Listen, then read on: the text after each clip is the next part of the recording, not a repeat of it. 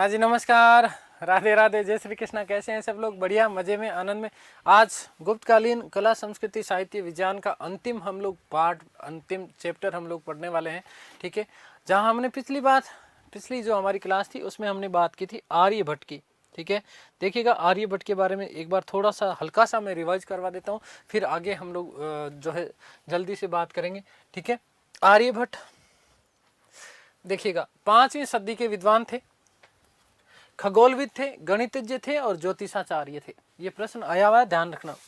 कहाँ के थे? कुसुमपुर पाटलिपुत्र के इनको माना जाता है। आर्यभट्ट ने चंद्रगुप्त द्वितीय के नवरत्नों में शामिल नहीं थे, ये मैंने बात बताई। मैंने आपको नवरत्नों के नाम भी आपको लिखवा दिए। ठीक है, अमर सिंह थे, वरामीर थे, कालिदास थे, वररुचि थे, घटकर, शंकु, वेताल भट्ट, शपणक और धनवंतरी। ठीक है, ये कुल 9 रत्न थे। आर्यभट्ट का जो ग्रंथ है वो क्या है? आर्यभट्टियम। इसके 4 भाग है बेटा। कितने भाग है? 4 भाग। पहला आपका भाग कौन सा कहलाता है? गणित पाद। क्या कहलाता है? गणित पाद। दूसरा कौन सा? काल क्रियापाद। मैंने याद किस ट्रिक से करना है वो भी मैंने आपको बता दिया। तीसरा क्या? गोलापाद। और चौथा क्या है? 10 गति का पाद। मैंने आपको कहा था कि गणित के साथ में जब हम क्रिया करते हैं तो हमें हमारा काल दिखाई देता है, तो काल क्रियापाद। क्योंकि जब जब क्रिया करते हैं हमारे तब क्या आता है? गोला आता है। और जब जब गोला आता है तो पिताजी दे बचेड़ हमारी दशा और गति दोनों क्या कर देते हैं? खराब कर देते हैं। इसलिए 10 गति का पाद। और जब पिताजी मारते हैं घुसा तो आंखों के आगे अंधेरी छाती है और यूं घूमता हुआ दिखाई देता है। ठीक है, तो देखो क्या कहा उन्होंने? कहा कि पृथ्वी गोल है, पृथ्वी घूमती हुई दिखाई देती है, गोल। क्या कहा? कि पृथ्वी गोल है और अपने अक्ष के ऊपर क्या करती है? वो घूर्णन करती है। अपने अक्ष के ऊपर क्या करती है? पृथ्वी घूर्णन करती है। ये बात किसने कही? आर्यभट्ट ने कही सबसे पहले। ठीक है, फिर उन्होंने कहा कि इसी के कारण दिन और रात बनते हैं। इसी के कारण क्या बनते हैं? दिन और रात बनते हैं। और इसी से उन्होंने एक वर्ष का मान दिया लगभग 365 पॉइंट कुछ दिन, जो कि आज भी प्रामाणिक माना जाता है। फिर हमने कहा कि उन्होंने चंद्र ग्रह नक्षत्रों के बारे में बात की, तारों के बारे में। ठीक है, और फिर मैंने आपको कहा कि उन्होंने चंद्र ग्रहण और सूर्य ग्रहण के बारे में भी क्या जानकारियां दी। फिर हमने कहा कि उन्होंने दशमलव प्रणाली के बारे में, किसके बारे में? दशमलव प्रणाली के बारे में भी बात की। पाई का मान दिया 22/7। त्रिभुज का क्षेत्रफल निकालने का उन्होंने सूत्र दिया। ठीक है, फिर देखिएगा, याद रखिएगा, मैंने कहा कि गणित को ज्योतिष से अलग करने वाले, गणित को मैं देखो ये चैप्टर इसके ऊपर इसलिए ज्यादा थोड़ा जोर दे रहा हूं, इसलिए मैं आप लोगों को बार बार रिवाइज भी करवा रहा हूं और ट्रिक के माध्यम से याद करवाने का प्रयत्न भी कर रहा हूं, क्योंकि यहां से बेटा आपका प्रश्न आएगा 100,000% आएगा। ये बात ध्यान रखना, प्रश्न आएगा। फिर कह रहा हूं मैं, ये बातें लिख लेना मेरी, और जब क्लास से बाहर निकलो ना तब मुझे याद करोगे, है ना।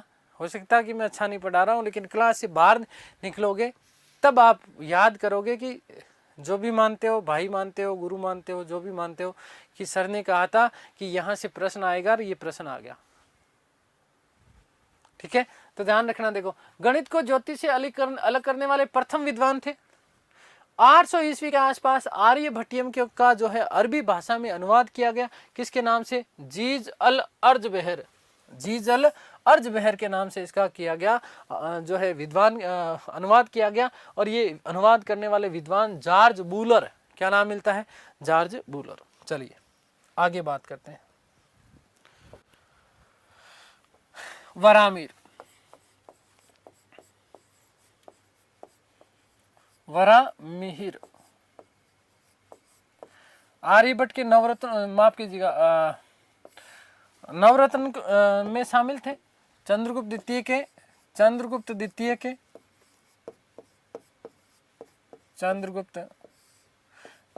के नवरत्नों में शामिल थे। नवरत्नों में शामिल थे।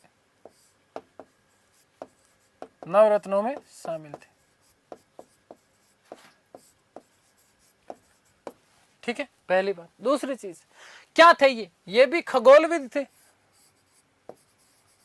एक तो क्या थे? ये खगोलविद थे। और ये भी क्या थे, ज्योतिषाचार्य थे, और ये भी गणितज्ञ थे, है ना, खगोलविद और विशेष रूप से क्या है, गणितज्ञ। आर्यभट्ट से बड़ा परेशान क्या, बड़े प्रेरित थे, ये बड़े प्रेरित थे। ऐसा कहा जाता है कि इनका जो जन्म हुआ वो जन्म हुआ उज्जैन में, और उज्जैन का एक गांव था जिसका नाम था कायथा। क्या नाम था बेटा, कायथा। इनके पिता का नाम मिलता है आदित्य दास, पिता का नाम क्या मिलता है, आदित्य दास। और ऐसा कहा जाता है कि पटना, कुसुमपुर, पाटलिपुत्र, है ना, कुसुमपुर में ये आर्यभट्ट से मिले, और यहीं से आर्यभट्ट से मिले तो उन्हें बहुत ही ज्यादा अच्छा लगा, आर्यभट्ट से बहुत ज्यादा प्रभावित हुए, ये प्रेरित हुए। और आर्यभट्ट से जैसे ही उन्हें मिला तो इनको खुशी हुई, तो उन्होंने कहा 12, क्या कहा, वरा 12, वरा 12, वरा 12, वरा 12, 12 क्या, 12 राशियां, वर्ष और राशि। तो 12 राशियों के बारे में, किसके बारे में, 12 राशियों के बारे में जानकारी देने वाले प्रथम जो व्यक्ति थे वो कौन थे, वराहमिहिर थे। कौन थे, वराहमिहिर। फिर उन्होंने कहा, है ना, जब आर्यभट्ट से मिले तब उन्होंने एक बात कही कि, और एक तो 12 राशियों के बारे में बात की। और देखिएगा, मेरी तरफ देखो इधर, अरे क्या हुआ, नीचे गिर गया ना। अब देखिएगा, मैं उठाता हूं फिर समझाता हूं। उन्होंने कहा कि पृथ्वी के केंद्र में कोई एक शक्ति है। ध्यान से सुनना बेटा, पहला ऐसा विद्वान जिसने ये बात कही कि पृथ्वी के केंद्र में एक शक्ति है जो वस्तुओं को अपनी तरफ आकर्षित करता है। समझ गए? उन्होंने कहा कि पृथ्वी के केंद्र में एक शक्ति है जो वस्तुओं को अपनी तरफ आकर्षित करता है। और फिर दूसरी बात, उन्होंने आर्यभट्ट के सिद्धांतों का समर्थन किया। उन्होंने कहा जो आप बात कह रहे हैं पृथ्वी गोल है, बिल्कुल गोल है। पृथ्वी अपने अक्ष के ऊपर घूर्णन करती है पश्चिम से पूर्व की ओर, उल्टा घूर्णन होता है, याद रखना, पश्चिम से पूर्व की ओर जो है घूर्णन करती है, बिल्कुल सही बात है। जब उसकी ये स्थिति होती है, चंद्रमा इधर होता है, सूर्य उधर, और इसके बीच में आ जाता है, तो कई बार सूर्य ग्रहण और चंद्र ग्रहण होता है।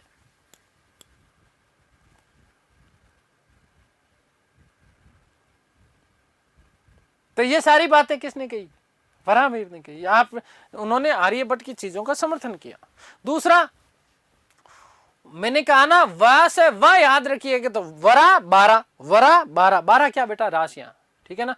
तो एक तो वे से फिर और वे याद रखिएगा, क्या याद रखेंगे वे, कि वर्गमूल और घनमूल निकालने का सूत्र दिया। वर्गमूल और घनमूल निकालने का सूत्र दिया, किसने दिया साहब? वराहमिहिर ने दिया। किसने दिया? वराहमिहिर ने। अब आगे बात करते हैं हम लोग, इसका जो प्रमुख जो ग्रंथ है उसका नाम है पंच सिद्धांतिका।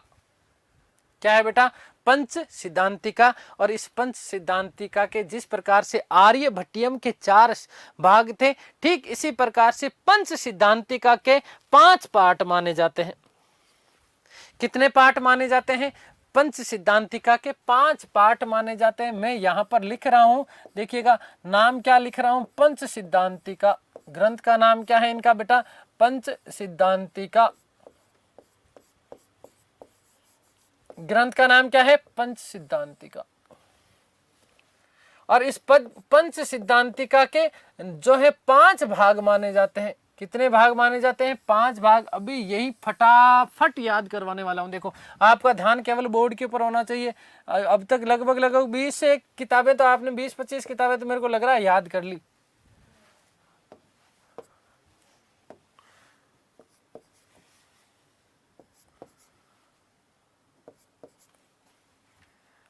पंच सिद्धांतिका क्या है ग्रंथ का नाम बेटा? पंच सिद्धांतिका। देखो अब याद करवा रहा हूं, अब ध्यान दो बोर्ड के ऊपर, मेरी तरफ देखो, मेरी तरफ देखो, आंखों में आंखें डालो इधर। पंच सिद्धांतिका मतलब 5 सिद्धांत। क्या है? और 5 सिद्धांत घर में कौन देते हैं? दादाजी देते हैं। ज्यादा सिद्धांत घर में कौन देता है बेटा? दादाजी देते हैं। याद करने के लिए बता रहा हूं, ठीक है। ज्यादा सिद्धांत घर में कौन देते हैं? दादाजी देते हैं ना। हर बात महाराज तुम छोड़ो, ऐसे मत करो, अरे ये मत करो, वैसे मत करो, ऐसे मत करो, है ना, देते हैं कि नहीं देते? तो पंच सिद्धांतिका, 5 सिद्धांत कौन देते हैं? दादाजी देते हैं। दादाजी को हम क्या बोलते हैं? पितामह, पिताजी के पिताजी, पिता के पिता जिसे हम दादाजी कहते हैं। नई बात पता चली आज हमें, तो इसको हम क्या बोलते हैं? दादाजी को पितामह क्या बोलते हैं? पितामह। पिताजी क्या देते हैं? 5 सिद्धांत देते हैं। क्या सिद्धांत देते हैं? पितामह जी, दादाजी 5 सिद्धांत देते हैं। क्या सिद्धांत देते हैं? दादाजी कहते रहे छोरो तुम है ना सुबह सुबह सूर्य की धूप में बैठा करो। सुबह सुबह किसकी धूप में बैठा करो? देखो ध्यान देना बोर्ड की तरफ। मैंने क्या कहा कि दादाजी ने कहा कि छोरो सुबह सुबह सूर्य की धूप में बैठा करो। सूर्य की धूप में बैठा करो। जब जब सूर्य की धूप में बैठोगे तो आपके शरीर के ऊपर पॉलिश हो जाएगी, बढ़िया कैल्शियम मिल जाएगा आपको, शरीर आपका चमक उठेगा, रोम रोम चमक जाएगा। तो क्या है, मैंने क्या कहा कि रोम रोम चमक उठेगा। क्या होगा बेटा? रोम रोम चमक उठेगा। और जब आपका रोम रोम चमक उठेगा तो आप विशिष्ट दिखोगे। आप क्या दिखोगे? सबसे अलग दिखोगे, विशिष्ट दिखोगे। और जब विशिष्ट दिखोगे तभी तो ब्याह होगा, नहीं तो ऐसे छोरी कौन देगा भाई? ऐसे छोरी कोई देगा क्या? फोगट में तो आजकल बकरी नहीं देता, छोरी देने की कहां बात है? तो ध्यान रखना कि रोम से याद रखना, रोमन। देखो ध्यान रखना, हो गए ना याद? ये 5 भाग है इसके, किसके? पंच सिद्धांतिका के। पंच सिद्धांतिका के 5 भाग है। कौन कौन से भाग है बेटा? देखो ध्यान दो। पिता में मैंने कहा ना 5 सिद्धांत कौन देते हैं? दादाजी। दादाजी को क्या बोलते हैं हम? पिता में। पिताजी ने कहा है बच्चों सूर्य के प्रकाश में, सूर्य की लाइट में बैठा करो, इसलिए सूर्य सिद्धांत। देखो पितामह सिद्धांत, सूर्य सिद्धांत। फिर देखो सूर्य के वहां बैठोगे तो शरीर पे पॉलिश होगी, बढ़िया चमकेगा आपका शरीर, रोम रोम चमकेगा। तो इसलिए देखो पॉलिश होगी तो रोम रोम चमकेगा, रोमन सिद्धांत। पॉलिश सिद्धांत, रोमन सिद्धांत। और जब आपका रोम रोम चमक जाएगा तो आप विशिष्ट दिखोगे, तभी ब्याह होगा आपका।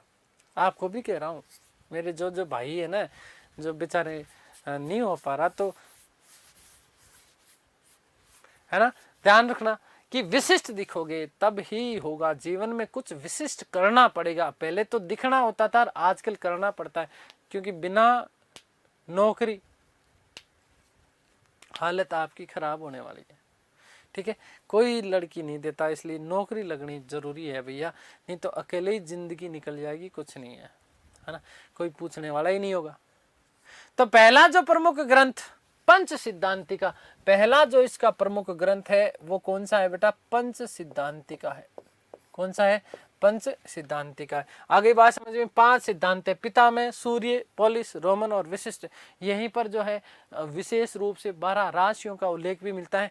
रोमक सिद्धांत या रोमन सिद्धांत एक ही बात है, कई जगह रोमक शब्द भी आप लोगों का आ सकता है। ठीक है, आगे बात समझ में क्लियर है। फिर एक देखिएगा, इतनी बड़ी बात कही किसने? इतनी बड़ी बात कही वराहमिहिर ने, इसीलिए याद रखिएगा एक तो वर्गमूल बताया, बहुत बड़ी बात कही। वृहत जातक ग्रंथ का नाम क्या मिलता है इनका? वृहत जातक। ग्रंथ का नाम क्या है बेटा? वृहत जातक। वृहत जातक, ठीक है, वृहत जातक है ना। इनके एक ग्रंथ का नाम क्या है? वृहत। बहुत बड़ी बात कही, और बहुत बड़ी बात कही तो छोटी बात भी कभी कभी कर लेना आदमी को चाहिए। तो इसलिए शब्द याद रखिएगा कि लघु जातक। शब्द याद क्या रखेंगे आप? लघु जातक। लघु जातक क्या है? लघु जातक। आगे बात समझ में। और लघु जातक आगे होगा तो क्या बेटा? विवाह। क्या करेंगे? मैंने आपको कहा ना, छोटी बड़ी बातें करोगे तो फिर आपका विवाह हो जाएगा। इसीलिए लघु विवाह पटल। लघु विवाह पटल। और विवाह करने के बाद में हनीमून पे तो जाओगे ही, मुझे पता है। कहाँ जाओगे? हनीमून पे जाओगे। मतलब हनीमून तो अब आजकल हनीमून हो गया, पहले तो बोलते थे पिकनिक जा रहे हैं। तो इसलिए याद रखिएगा कि लघु विवाह होने के बाद में आपको हनीमून पे जाना है। कहाँ पर जाना है? हनीमून पे। और हनीमून बोले तो क्या? पिकनिक पे जाना है। कहाँ जाना है? पिकनिक। और पिकनिक बोले तो क्या? टिकनिक यात्रा। क्या याद रखोगे? इनके ग्रंथ का नाम मिलता है टिकनिक यात्रा। क्या नाम मिलता है? टिकनिक यात्रा। और लास्ट में जब इतनी बड़ी बातें हो गई यार, बृहत संहिता, बहुत बड़े ग्रंथ हो गए ये। क्या हो गया बेटा? बृहत संहिता। ठीक है, तो देखो बृहत जातक, लघु जातक। नंबर 4 क्या है बेटा? याद रखिएगा कि लघु विवाह पटल।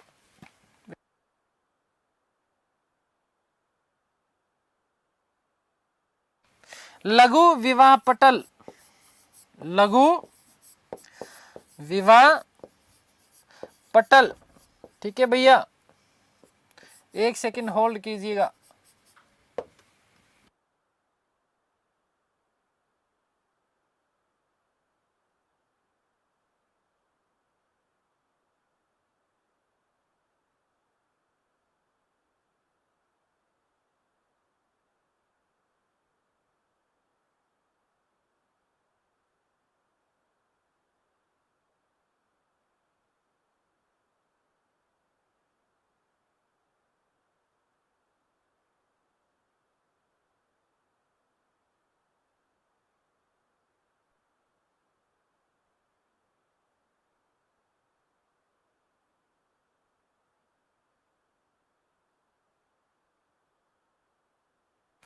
ठीक है, लघु विवाह पटल। और फिर हमने कहा कि लघु विवाह करने के बाद में क्या पिकनिक पे जाएंगे, इसलिए नंबर 5 पिकनिक यात्रा। पिकनिक से क्या याद रखेंगे? टिकनिक यात्रा, टिकनिक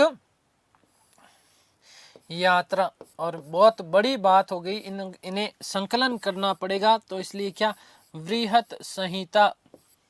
बृहत संहिता भी इनका ग्रंथ माना जाता है, याद रखिएगा।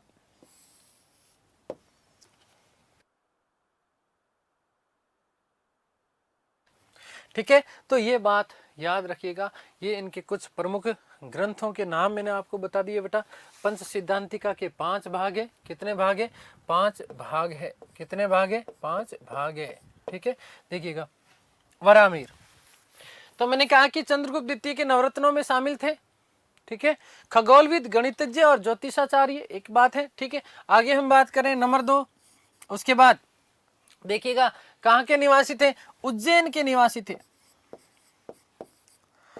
उज्जैन के निवासी थे। उज्जैन के निवासी थे। और उज्जैन में इनके गांव का नाम भी बताया मैंने आप लोगों को। क्या नाम बताया बेटा? याद रखो, कायथा। कायथा। कथा सुना रहा हूं किसकी? वराहमिहिर की। कथा सुनाऊं किसकी? वराहमिहिर की। इसी से याद रखिएगा, कायथा नामक ग्राम। कायथा नामक ग्राम। कहां पर? कायथा नामक ग्राम में जो है इनका क्या हुआ? जन्म हुआ। ऐसा कहा जाता कि ये निषाद परिवार से थे। इनके पिता का नाम आदित्य दास निषाद। पिता आदित्य दास निषाद।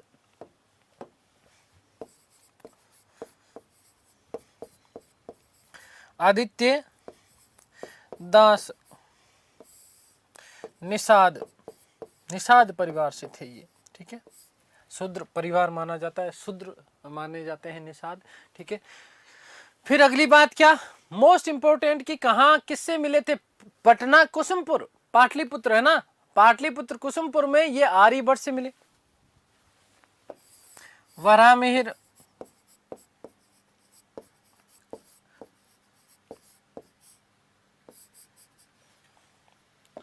कुसुमपुर पाटलिपुत्र में। कुसुमपुर, देखो ये पाटलिपुत्र तो उस समय था, वर्तमान में ये दक्षिणी बिहार, पटना और गया के आसपास का जो क्षेत्र है, उस समय किस नाम से जाना जाता था? पाटलिपुत्र के नाम से जाना जाता था। किस नाम से? पाटलिपुत्र के नाम से जाना जाता था। अगली बात समझ में क्लियर है?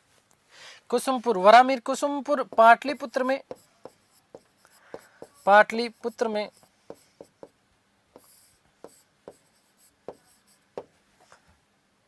आर्यभट्ट से मिले।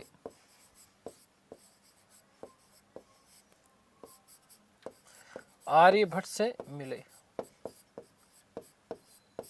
आर्यभट्ट से अत्यधिक प्रभावित थे।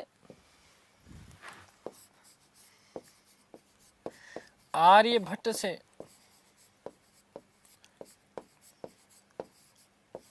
अत्यधिक प्रभावित थे।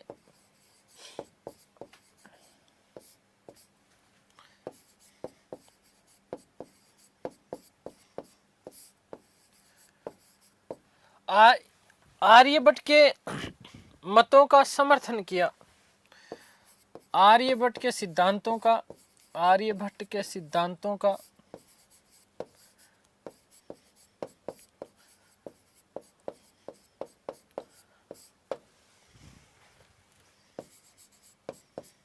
समर्थन किया।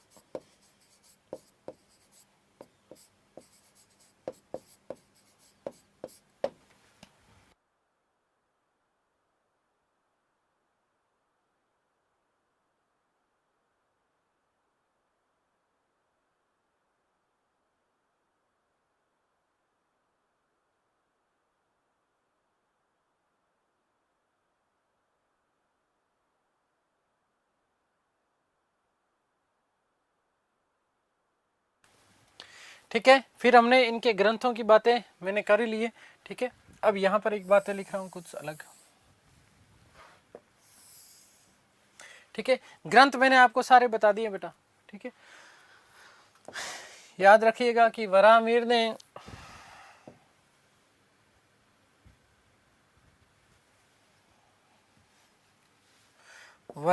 ने मिहिर ने क्या क्या कि 12 राशियों के बारे में जानकारी दी। नंबर 1, 12 राशियों के बारे में जानकारी दी।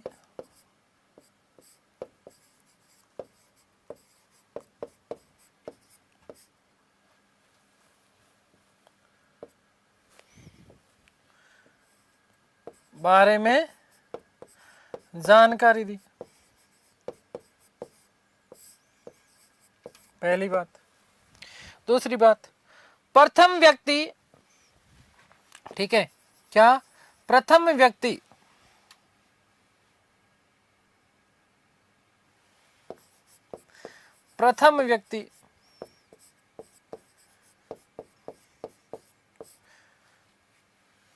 जिन्होंने कहा कि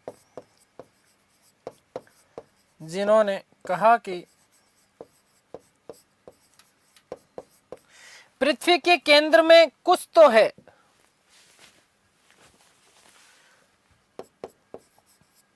पृथ्वी के केंद्र में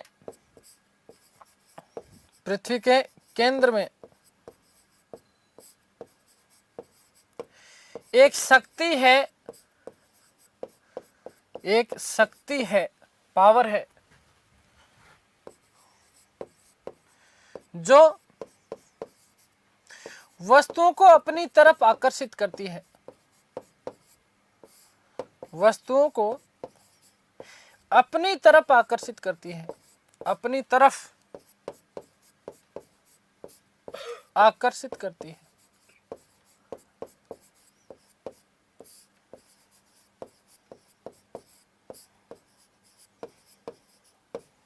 ठीक है, आगे बात समझ में। ये बात किसने कही थी?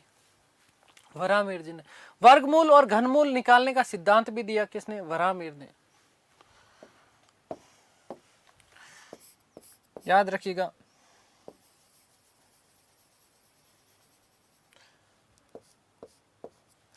कि वर्गमूल व घनमूल निकालने का सिद्धांत दिया। वर्गमूल व घनमूल निकालने का सिद्धांत दिया।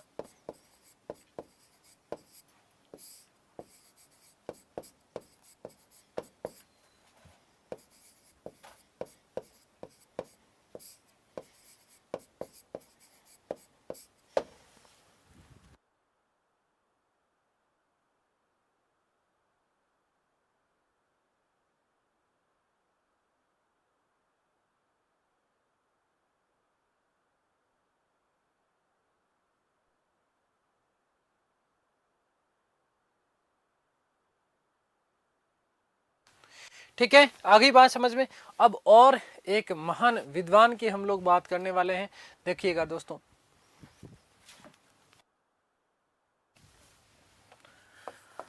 वराहमिहिर के बाद एक और महान विभूति ब्रह्मगुप्त। कौन है? ब्रह्मगुप्त। यदि दोस्तों हम बात करें तो ब्रह्मगुप्त का समीकरण राजस्थान के साथ में बिठाया जाता है, भीनमाल राजस्थान के साथ में। आप लोगों को पता है कि आप यदि राजस्थान का पेपर दे रहे हैं पीएससी का, तो यहाँ से ब्रह्मगुप्त से आपका प्रश्न बन सकता है। किस तरीके से, क्या, अभी हम चर्चा करेंगे।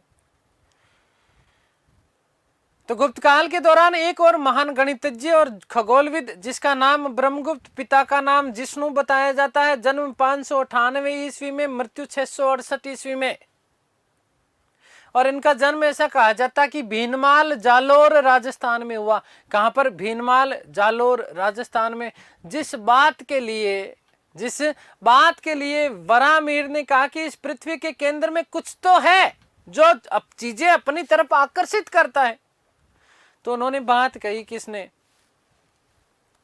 ब्रह्मगुप्त ने, कि भैया जी तुम जो कहते हो ना कि चीजें पृथ्वी अपने केंद्र की ओर आकर्षित करती है, नीचे की तरफ ही जाता है, वो बात क्या है?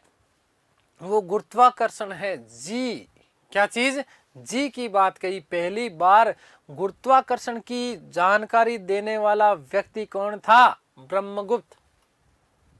कौन था? ब्रह्मगुप्त। अब देखो, अब इसी गुरुत्वाकर्षण को आगे जाकर के न्यूटन ने समझा दिया, बस थोड़ी सी विस्तार कर दिया। तो भारतीय विद्वान बहुत ज्यादा थे, लेकिन उनको सही चीजें मिली नहीं, है ना, इतिहास में उनको सही स्थान दिया नहीं। जिस हम केपलर को पढ़ते हैं तो उससे पहले तो आर्यभट्ट ने वो बात बता दी। 12 राशियां, ठीक है, उनके बारे में जानकारी दे दी वराहमिहिर ने, है ना। घनमूल, वर्गमूल है, ये सारी की सारी बातें वराहमिहिर ने बता दी। त्रिभुज का क्षेत्रफल पाइथागोरस प्रमेय, काय का पाइथागोरस प्रमेय है, ये बातें हमारे आर्यभट्ट किए गए। त्रिभुज का क्षेत्रफल निकालने की बातें तो वो उसी समय में किए गए थे, है ना। लेकिन भारतीय लोगों को, भारतीय विद्वानों को इतिहास में यथा उचित स्थान मिला नहीं, ये दुर्भाग्य की बात, ठीक है। आगे बात समझ। तो गुरुत्वाकर्षण के बारे में सर्वप्रथम जानकारी देने वाले व्यक्ति कौन थे? ब्रह्मगुप्त थे। याद रखिएगा, इनकी ग्रंथ का नाम ब्रह्म स्फुट सिद्धांत। क्या नाम मिलता है बेटा? ब्रह्म स्फुट सिद्धांत, जिसे कई जगह आपको ब्रह्म सिद्धांतिका भी कहा जाता है। क्या कहा जाता है? ब्रह्म सिद्धांतिका या ब्रह्म स्फुट सिद्धांत, एक ही बात है। और इसी ब्रह्म स्फुट सिद्धांत में उन्होंने सर्वप्रथम गुरुत्वाकर्षण की जानकारी दी। किसकी जानकारी दी? गुरुत्वाकर्षण की जानकारी दी। किसमें दी? ब्रह्म स्फुट सिद्धांत या ब्रह्म सिद्धांतिका जिसे कहा जाता है। दोस्तों दूसरा, मैंने गुरुत्वाकर्षण की बात कही तो उन्होंने कहा कि खंड, क्या चीज? खंड नीचे गिरता है, केंद्र की तरफ गिरता है। और क्यों गिरता है? क्योंकि केंद्र में कोई ना कोई आकर्षण शक्ति है। तो उसी से याद रखिएगा कि खंड खाद्यक, ग्रंथ का नाम क्या था? खंड खाद्यक। ग्रंथ का नाम क्या है? खंड खाद्यक। खाद्यक दोस्तों वेरी मोस्ट इंपॉर्टेंट बात, यहां से ध्यान से सुनिएगा। क्या बात? कि 712 ईस्वी में अरबी आक्रांता और भारत के ऊपर आक्रमण करने वाले प्रथम मुस्लिम आक्रांता माने जाते हैं अरबी आक्रांता। और अरबी आक्रांता जिसका नाम क्या? मोहम्मद बिन कासिम। इन दोनों ग्रंथ कौन से? ब्रह्म स्फुट सिद्धांत और खंड खाद्य के इन दोनों ग्रंथों को अपने साथ, उनकी जो कॉपीज थी वो कॉपीज अपने साथ अरब ले गया। और अरब जाने के बाद में 8वीं शताब्दी में, आपको पहले भी ये बात बता चुका कि 8वीं शताब्दी में अरब का जो खलीफा था उसका नाम था अल मंसूर। क्या नाम था? अल मंसूर। इस अल मंसूर के समय इन दोनों ग्रंथों का अरबी भाषा में क्या किया गया? अनुवाद किया गया। अरबी भाषा में क्या किया गया बेटा? अनुवाद किया गया। ब्रह्म स्फुट सिद्धांत के लिए उन्होंने कहा कि सिंध हिंद। क्या कहा उन्होंने? सिंध हिंद। और खंड खाद्य के लिए उन्होंने कहा अल अकरंद। क्या कहा उन्होंने? अल अकरंद। सिंध हिंद और अल अकरंद के नाम से इनका क्या किया गया, याद रखिएगा कि उन्होंने उनका अरबी भाषा में एक अनुवाद किया है। तो हमने दो प्रमुख ग्रंथों की बात की, ब्रह्म स्फुट सिद्धांत और खंड खाद्य। तीसरा जो उन्होंने जब खंड खंड कर दिया सारी चीजों को, तो उन्होंने क्या कहा कि वेदों के अंग वेदांग ज्योतिष टीका लिखा। किसने? ब्रह्मगुप्त ने। क्या लिखा? वेदांग ज्योतिष टीका लिखने का श्रेय भी किसको जाता है? टीका का मतलब फिर वही वाली बात कि विस्तार करना होता है। टीका का मतलब क्या करना होता है? विस्तार करना होता है। आगे बात समझ में। और लास्ट बात, ध्यान से सुन लो रे मेरी बातें, ये इतनी बढ़िया बातें मैं आपको बता रहा हूँ, इतनी बढ़िया बातें कोई नहीं बताएगा, ये मेरा भ्रम है, ठीक है, मजाक कर रहा हूँ, ठीक है। तो मैंने कहा फिर भी लेकिन ध्यान से सुन लो, है ना। ध्यान ग्रहो उपदेश, ध्यान ग्रहो उपदेश ब्रह्म स्फुट सिद्धांत का ही एक भाग माना जाता है। किसको? ध्यान ग्रहो उपदेश, जो कि ब्रह्म स्फुट सिद्धांत का ही क्या माना जाता है? भाग माना जाता है। ये चार प्रमुख ग्रंथ हैं किसके? ब्रह्म गुप्त के। आगे बात समझ में क्लियर है? तो लिख देता हूं अब।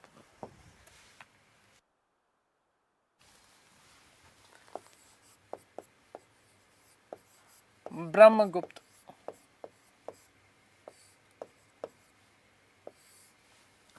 ठीक है। ये भी क्या है? खगोलविद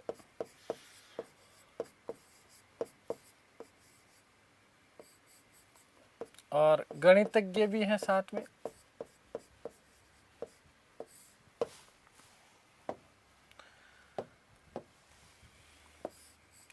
याद रखिएगा दोस्तों, क्या याद रखना कि पिता का नाम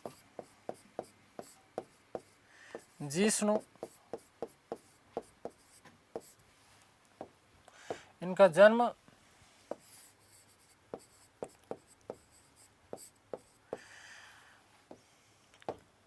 कब हुआ है? याद रखिएगा कि जन्म 598 ईस्वी में हुआ, मृत्यु कब हुई है? 668 में। और कहाँ पर हुआ?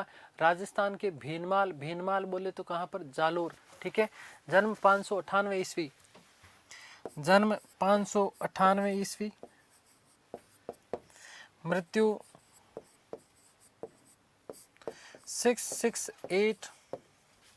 कहाँ पर हुआ? राजस्थान के भीनमाल, राजस्थान के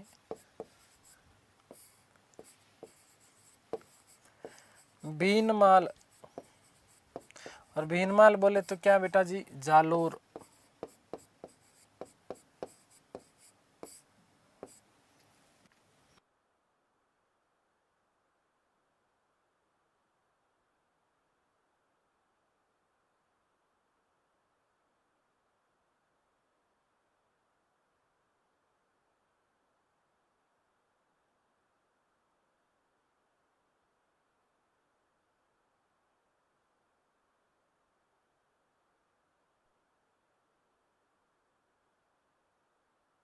ठीक है, ध्यान दीजिएगा कि इन्होंने, वराहमिहिर ने जो बात कही उसको साबित किया, ठीक है।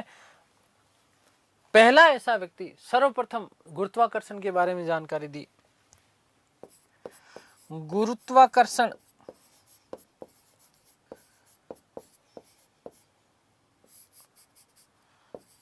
के बारे में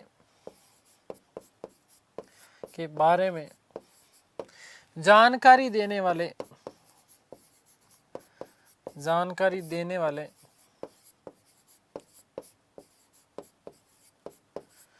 प्रथम विद्वान,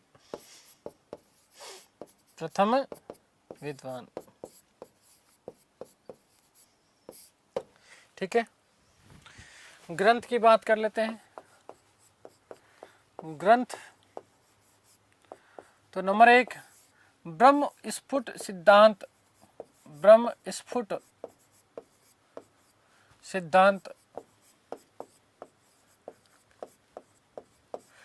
या इसी को क्या कहा जाता है? ब्रह्म सिद्धांतिका,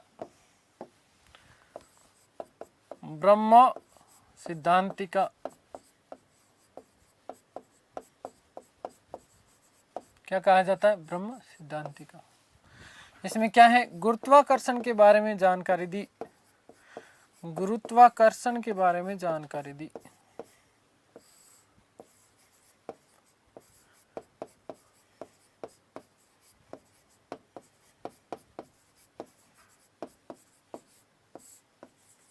ठीक है, क्लियर। नंबर 2 ग्रंथ खंड खाद्यक। नंबर 2 इनका जो ग्रंथ है वो कौन सा है? खंड खाद्यक। खंड खाद्यक।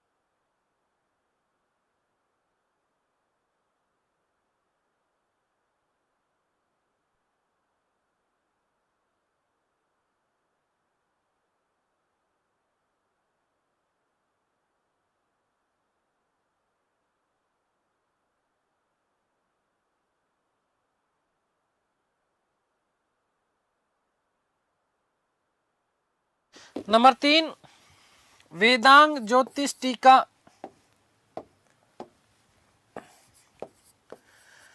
वेदांग ज्योतिष टीका। नंबर 4 ध्यान ग्रहो उपदेश। ध्यान ग्रहो उपदेश। ठीक है, याद रखिएगा, ध्यान ग्रहो उपदेश। ये ब्रह्म स्फुट सिद्धांतिका का ही भाग माना जाता है। ब्रह्म स्फुट सिद्धांतिका, स्फुट सिद्धांतिका का ही भाग माना जाता है। सिद्धांतिका का ही भाग माना जाता है, का ही भाग माना जाता है।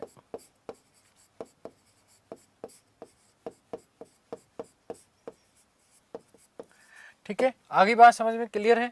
लास्ट बात नोट लगा करके लिख रहा हूं, देखिएगा, ध्यान से सुनिएगा, मोस्ट इंपोर्टेंट बात है ये कि मध्यकालीन भारत के दौरान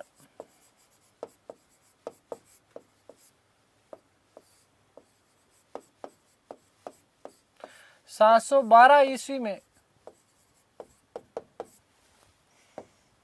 अरब आक्रांता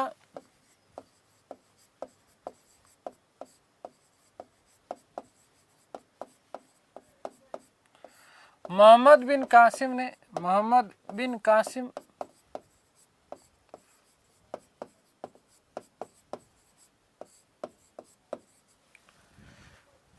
भारत पर आक्रमण किया।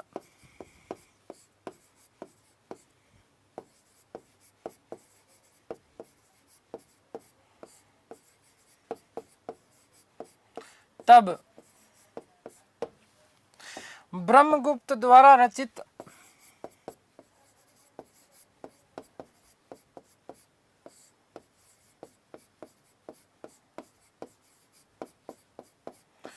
ग्रंथ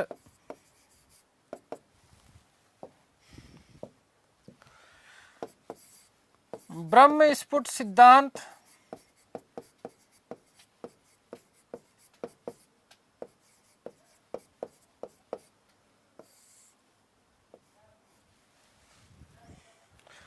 वे खंड खाद्यक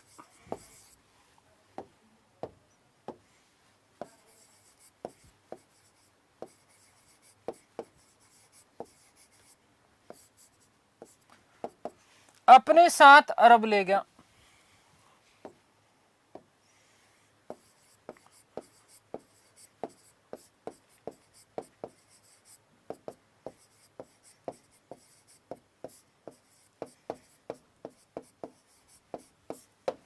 आठवीं शताब्दी में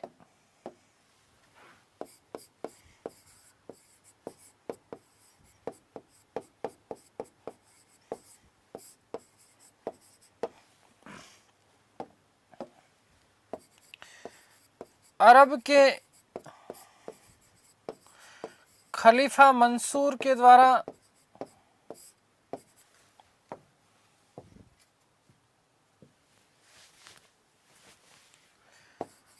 अल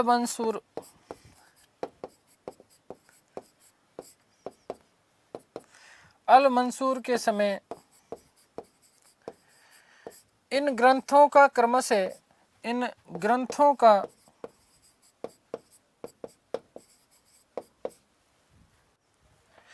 क्रम से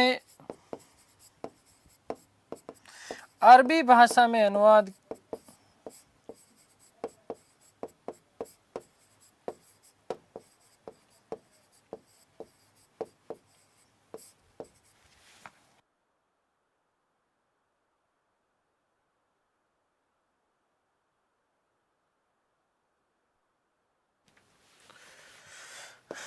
नंबर 1 ब्रह्मस्फुट सिद्धांतिका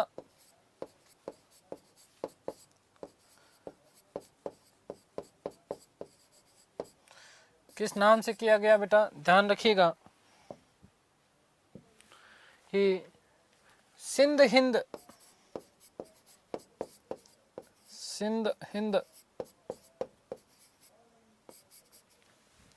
और नंबर 2 खंड खाद्यक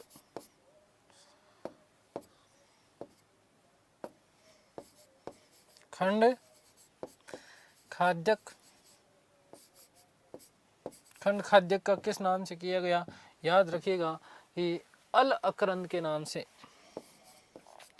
अल अकरंद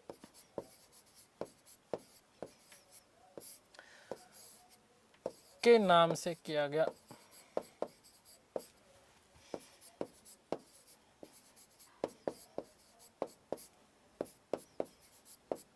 ठीक है जी।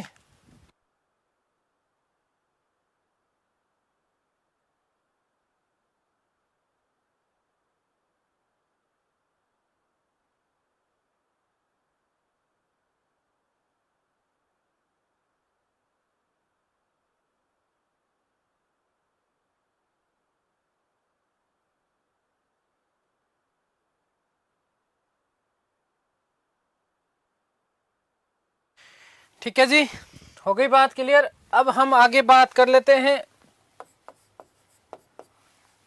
बस समाप्त होने वाला है भास्कर प्रथम की।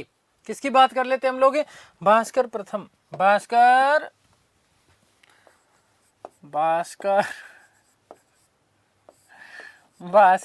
कुछ कर, ठीक है ना।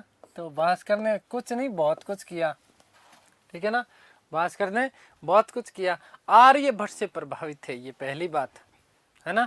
आर्यभट्ट से ये क्या थे, प्रभावित थे, इसलिए उन्होंने लिखा लघु भास्कर। ये भास्कर से याद रखना लघु, पहले तो भास्कर छोटा था, पहले तो भास्कर क्या था बेटा, छोटा था, इसलिए लघु भास्कर। फिर भास्कर कुछ कर बड़ा हुआ ना, तो क्या वृहत भास्कर, या इसे महाभास्कर भी कहा जाता है। परमाणु सिद्धांत की परिकल्पना करने वाले, अणु सिद्धांत देने वाले प्रथम व्यक्ति माने जाते हैं कौन, भास्कर प्रथम। और इसकी परमाणु कल्पना या अणु कल्पना कहां पर की गई, उसके ग्रंथ लघु भास्करीय और वृहत भास्करीय या महाभास्करीय में। तीसरा जो इसका ग्रंथ माना जाता, मैंने आपको कहा कि आर्यभट्ट से प्रभावित थे, इसलिए उन्होंने लिखा आर्यभट्टियम भाष्य।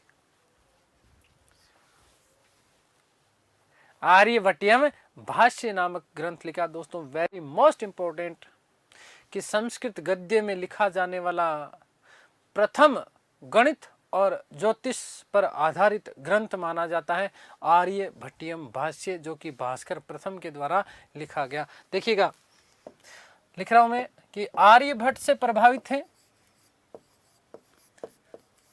आर्यभट्ट से प्रभावित थे,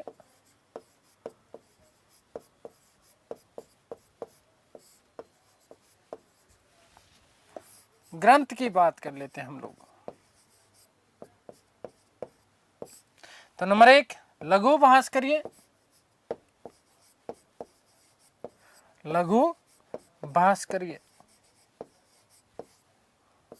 पहले भास्कर छोटा था फिर बड़ा हो गया, इसलिए क्या वृहत भास्कर्य, वृहत भास्कर्य, या इसी के लिए शब्द मिलता है, याद रखना बेटा, क्या महाभास्कर्य।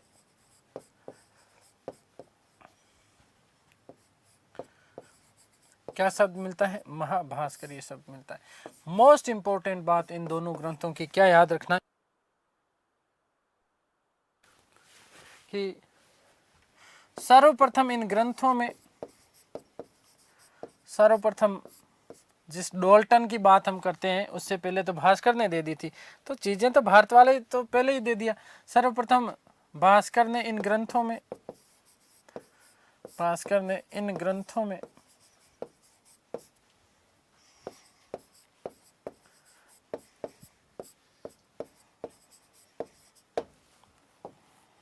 क्या बेटा जी, याद रखना कि परमाणु सिद्धांत की परिकल्पना दी, परमाणु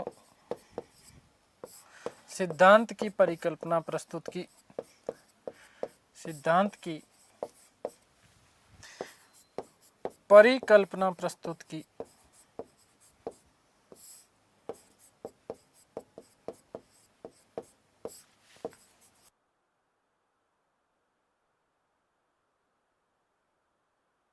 और यहीं पर उन्होंने क्या दिया बेटा? अणु सिद्धांत। इसी को हम क्या बोलते हैं? अणु सिद्धांत बोलते हैं, अणु सिद्धांत। ठीक है। तीसरा जो इनका महत्वपूर्ण ग्रंथ है उस ग्रंथ का नाम क्या है? याद रखिएगा कि आर्यभट्टियम भाष्य, आर्यभट्टियम भाष्य मोस्ट इंपॉर्टेंट है, इंपॉर्टेंट है, इसको कर लेना। आर्यभट्टियम भाष्य। अब आर्यभट्टियम भाष्य किसने लिखा था? भास्कर ने लिखा था, आर्यभट्ट मत कर देना। ठीक है।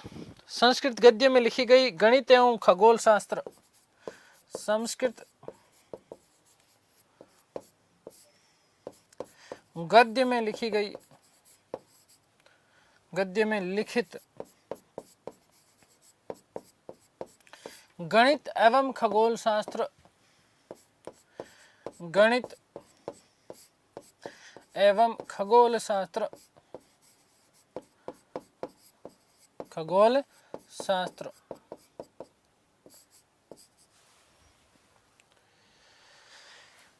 की प्रथम पुस्तक मानी जाती है, कि प्रथम पुस्तक मानी जाती है। ठीक है।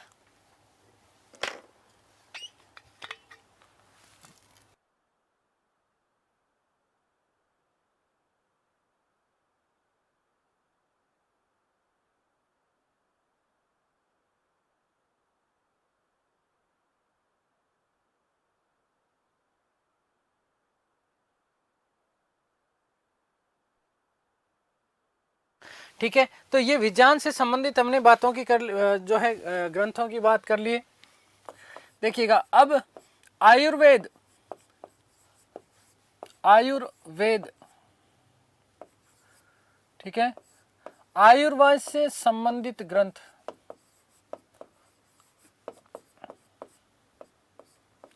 आयुर्वेद से संबंधित ग्रंथ। और जब हम बात करते हैं सबसे बड़े आयुर्वेदाचार्य धन्वंतरी, सबसे पहले हम बात करेंगे किसकी? धन्वंतरी की। किसकी बात करने वाले हैं? धन्वंतरी। दोस्तों याद रखिएगा कि चंद्रगुप्त द्वितीय के नवरत्नों में शामिल थे, चंद्रगुप्त द्वितीय, चंद्रगुप्त द्वितीय के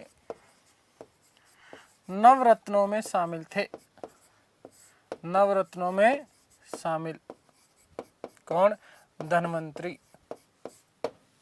आगे की बात क्या? अब सुनो, ध्यान से सुनना कि धन्वंतरी जो थे वो भगवान विष्णु का अवतार माने जाते थे और देवताओं का वैद्य माने गया है, देवताओं का वैद्य माना गया है। किसको माना गया बेटा? धन्वंतरी को। इनका जो ग्रंथ है, मैंने कहा ना, धन कब आएगा आपके पास में? जब आपकी आयु बढ़ेगी। ठीक है ना, आयु ज्यादा होगी तो ही तो धन ज्यादा होगी। जिसकी आयु कम हो उसके पास में धन कहाँ से आएगा? तो याद रखिएगा कि धन्वंतरी के ग्रंथ का नाम क्या है? आयुर्वेद संहिता। क्या नाम है बेटा? आयुर्वेद संहिता। याद कैसे रखोगे कि धन किसके पास में आएगा? जिसकी आयु बढ़ेगी, जिसकी आयु बढ़ेगी तो क्या होगा? आयुर्वेद संहिता। याद रखना कि विष्णु के अवतार माने जाते थे, देवताओं के वैद्य माना गया है। इन्हें विष्णु का अवतार, विष्णु का अवतार वे, देखो ये प्रश्न केबीसी में पूछा गया था पिछली बार 50 लाख के लिए, है ना? पिछली बार वाला केबीसी देखना आप। वे देवताओं का वैद्य माना गया है, देवताओं का वैद्य माना गया है, वैद्य माना गया है। आगे बात समझ क्लियर है? और इनके ग्रंथ का नाम मैंने कहा ना, धन कब आएगा? जब आपके पास में खूब आयु होगी, आयु ज्यादा होगी तो ही भैया धन कमाओगे। तो आयुर्वेद,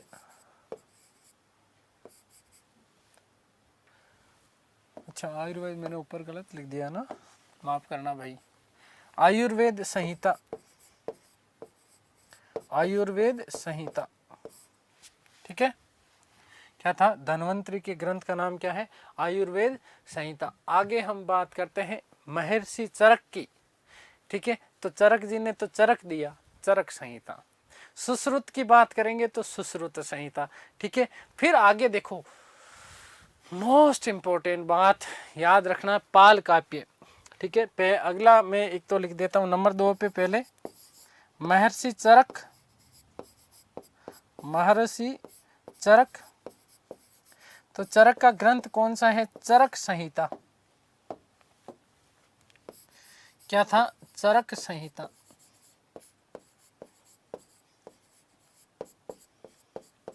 ठीक है। फिर बात कर लेते हैं हम नंबर 3 पे सुश्रुत की, सुश्रुत। और इन सुश्रुत जी के ग्रंथ का नाम सुश्रुत संहिता,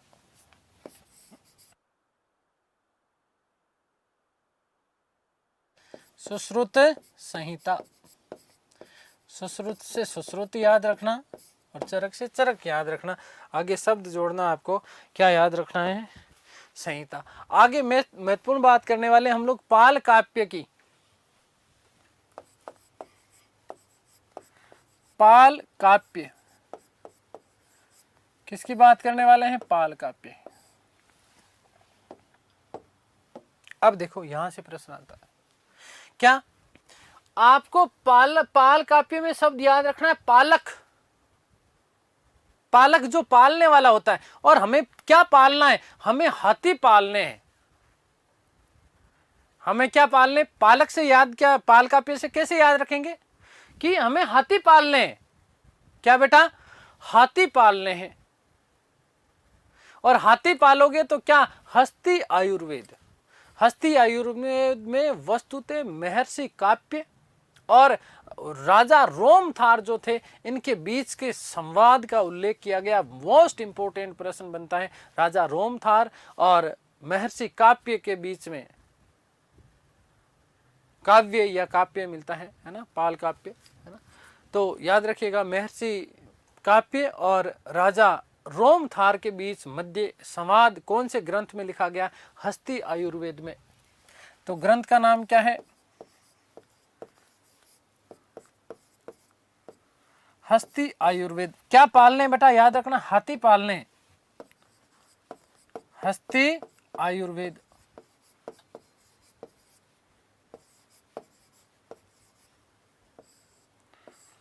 याद रखिएगा कि मोस्ट इंपोर्टेंट बन जाता है ये, नेट वगैरह देते हो तो उसकी दृष्टिकोण से भी, कि इस ग्रंथ में, इस ग्रंथ में महर्षि काव्य, महर्षि काव्य वे राजा रोमथार, राजा रोमथार के मध्य, रोमथार के बीच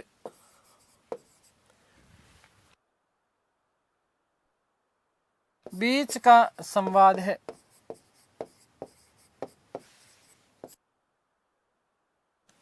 ठीक है, आगे याद रखिएगा, नेक्स्ट शालीहोत्र की बात करते हैं हम लोग। किसकी बात करते हैं हम लोग? शालीहोत्र।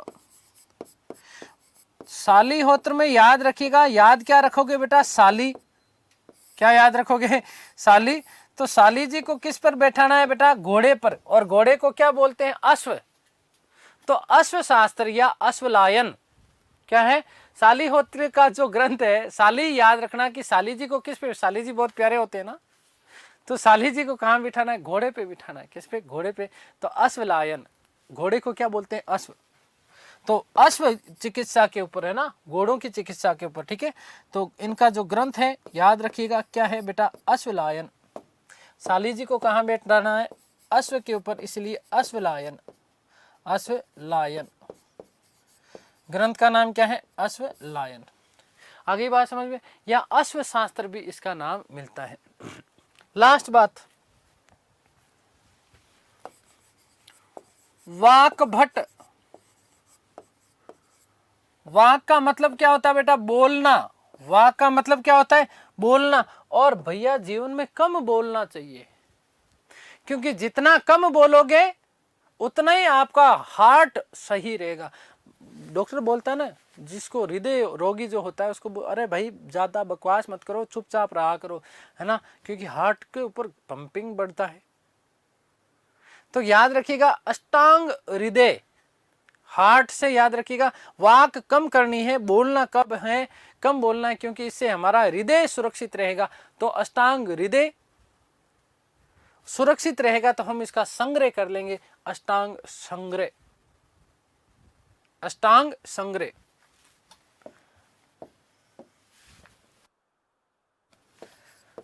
अष्टांग हृदय, अष्टांग हृदय। और नंबर 1 इसका ग्रंथ। ठीक है, और नंबर दूसरा क्या? अष्टांग संग्रह। दूसरा क्या है? अष्टांग संग्रह।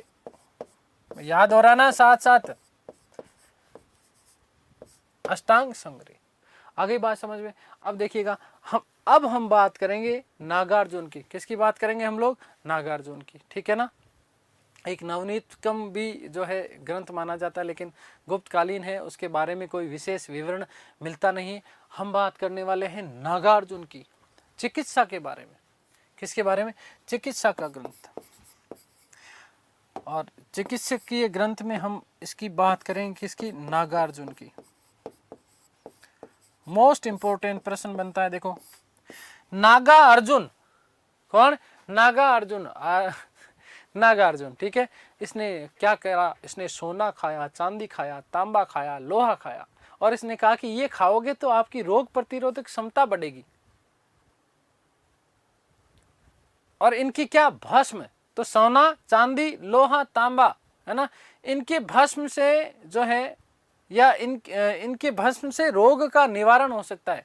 इसलिए उन्होंने एक ग्रंथ लिखा कि इनका एक तो सोना डालो, चांदी डालो, तांबा डालो और लोहा डालो, और फिर इनका जूस निकालो। क्या निकालो? जूस, रस निकालो। तो क्या? रस चिकित्सा। क्या चीज बेटा? रस चिकित्सा। इन्होंने जो सिद्धांत दिया, जो ग्रंथ माना जाता है, उसका नाम क्या है? रस चिकित्सा सिद्धांत, या रस चिकित्सा नामक ग्रंथ की रचना किसने की? नागार्जुन ने। ठीक है, आगे बात समझ। पारे की खोज करने का श्रेय किसको जाता है? नागार्जुन को। तो देखिएगा, इन्होंने क्या कहा कि सोना, चांदी, तांबा, सोना, चांदी, तांबा, वे लोहे में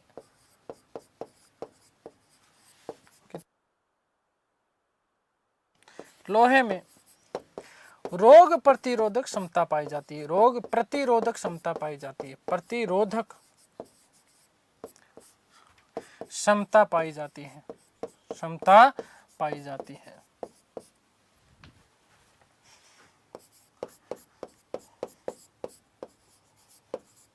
ठीक है, आगे बात समझ में। और इनका निवारण, माफ कीजिएगा, इनका क्या? इनका प्रयोग रोग निवारण में किया जा सकता है। इनका प्रयोग इनका प्रयोग भस्म से, है ना, रोग निवारण में किया जा सकता है, रोग निवारण में किया जा सकता है। और इसीलिए उन्होंने क्या कहा है, इसका रस निकालो, ठीक है। तो रस चिकित्सा सिद्धांत दिया, रस चिकित्सा सिद्धांत, रस चिकित्सा सिद्धांत, ठीक है। इनके ग्रंथ का नाम है ये रस चिकित्सा सिद्धांत, ठीक है। अगला बात याद रखिएगा, क्या बात याद रखनी है बेटा, कि पारे की खोज की, पारे की खोज की प्रथम व्यक्ति थे, प्रथम विद्वान माने जाते हैं जिन्होंने पारे की खोज की। कुछ इनके ग्रंथों की बात कर लेते हैं हम लोग, है ना। कौन कौन से ग्रंथ है, तो देखिएगा, और कौन कौन से ग्रंथ है याद रखिएगा। लोहे की बात करी इन्होंने तो लोहा शास्त्र, इन्होंने रस निकालने की बात की तो रस रत्नाकर, रस रत्नाकर। और उन्होंने कहा कि जब ये रस पियोगे ना तो बिल्कुल निरोग रहोगे, आरोग्य मंजरी। लोहा शास्त्र, लोहा शास्त्र, लोहा शास्त्र। उन्होंने कहा कि लोहे का रस निकालो तो क्या, रस रत्नाकर। नंबर 2 क्या है बेटा, रस रत्नाकर।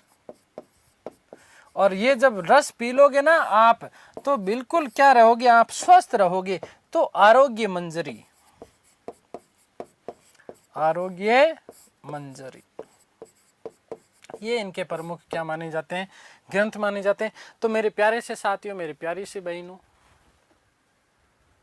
ठीक है, मैंने प्रयास किया कि आपको सारी की सारी चीज़ें बता दी जाए, है ना। दर्शन से संबंधित भी कुछ जैसे पुस्तकें मानी जाती है, महर्षि कणाद की, मैं केवल बोल के बता रहा हूँ, समय हो गया है, लिख लीजिएगा, है ना। दर्शन से संबंधित महर्षि कणाद, उन्होंने वैशेषिक सिद्धांत दिया था, वैशेषिक दर्शन, अणु सिद्धांत, ठीक है। फिर दिक नाक, दिक नाक शब्द क्या याद रखेंगे, दिक नाक, यहाँ लिख रहा हूँ देखो, दिक नाक, है ना।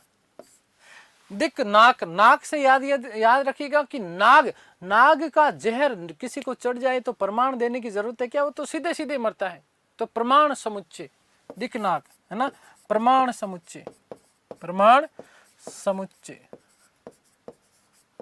ठीक है। ये दर्शन से संबंधित है, दर्शन के ग्रंथ, ठीक है।